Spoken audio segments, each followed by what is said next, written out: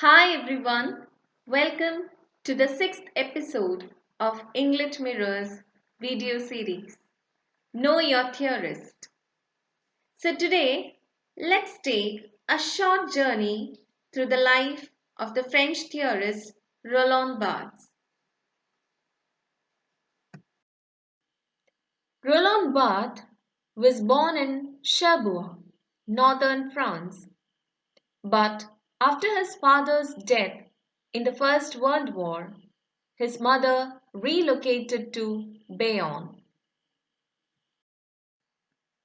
In 1924, the family moved to Paris, where Barthes studied classics, grammar, and philology at the Sorbonne University in Paris, receiving degrees in 1939 and 1943. In the mid-1930s and again in the 1940s, he spent time in sanatoriums, suffering from tuberculosis. He taught at a number of lycées in Biarritz, Bayonne, and Paris, and in the late 1940s at the French Institute in Bucharest and the University of Alexandria in Egypt. In the 1950s, he worked for the Direction Générale des Affaires Culturelles and held a research post with the Centre National de la Recherche Scientifique. His most important academic appointment was the Director of Studies at École Pratique des Hautes Études from 1960 to 76.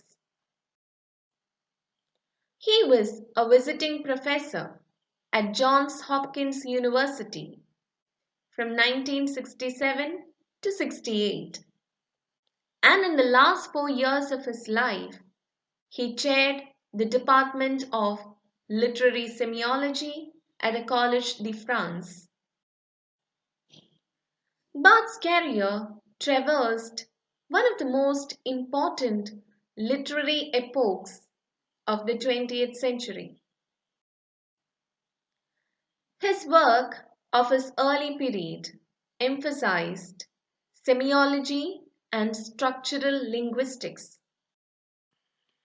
Writing Degree 0, 1953, introduced the concepts of écriture, the written quality of language, while Elements of Semiology, 1964, and Saussure, 1970, focused on the structuralist analysis of literary text.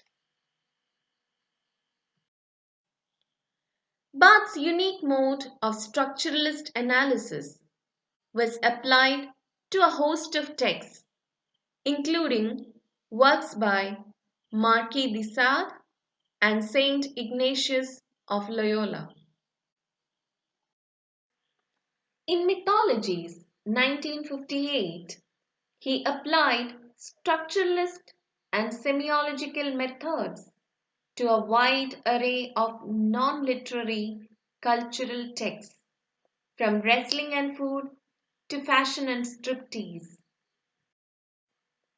In 1966, he published the groundbreaking essay, Introduction to the Structural Analysis of Narrative.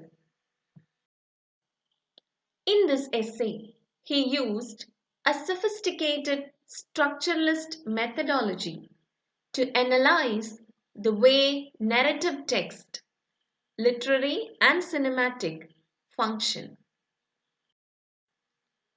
Though grounded in structuralism and semiology, Barthes' work frequently challenged the limits of these fields. His most celebrated essay, The Death of the Author, 1968, announced that the writer, the modern scripter, had overturned the traditional authority of author.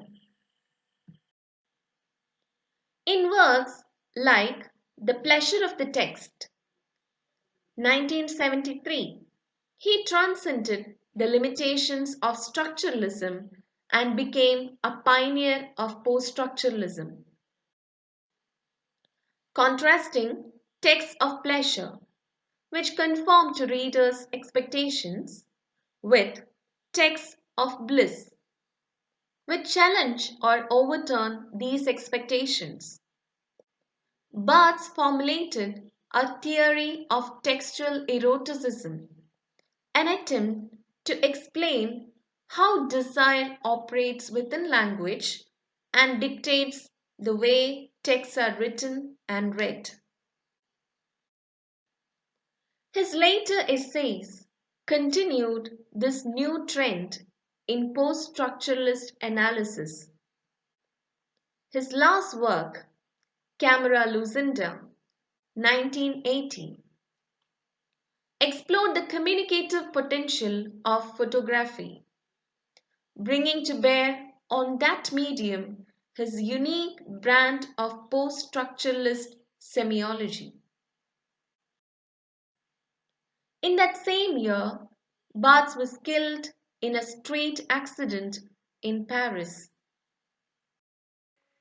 In a posthumously published memoir, Incidents, 1983, Barthes told the story of a life filled with intellectual and sexual passions. Thank you for watching this video.